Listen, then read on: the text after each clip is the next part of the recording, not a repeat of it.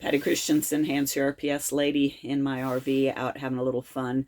So as I was headed up here, I got a message. Okay, hold on, let me back up.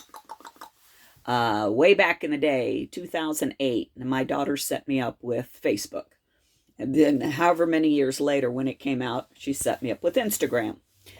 And I used Facebook for my hand CRPS discussion board. I only used it for discussion boards. And then people would send me funny food pictures that I would post. And Instagram, I just use to follow family members, their little pictures of what's going on in their life. I didn't do hand CRPS or funny food pictures on that.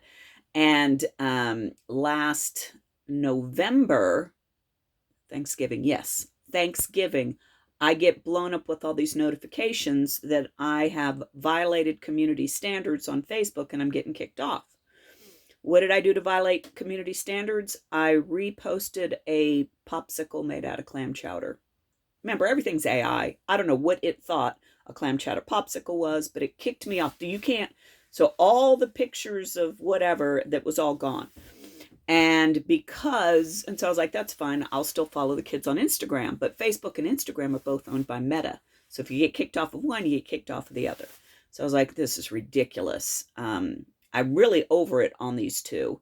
But I did it again, and I tied the two together, because when you sign up for one, it's like, do you want the other two? And it's just all linked, whatever.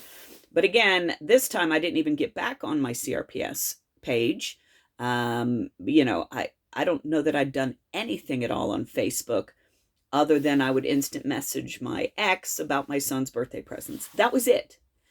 And then on Instagram, I was actually looking at that because I'm following all the Utah fires and forwarding them to my spouse. Well, so yesterday as I'm driving up here, I got another message that said, nope, you have violated community standards. So apparently forwarding videos of Utah fires with no comments, just forwarding, gets you kicked off. And so I just said, this is ridiculous. I get it. They're private industry. They can make their rules. This is not government. I think it's kind of ridiculous that they lock up both, but whatever. I'm pro business. So just taking my ball and going home, because TikTok doesn't do that kind of thing.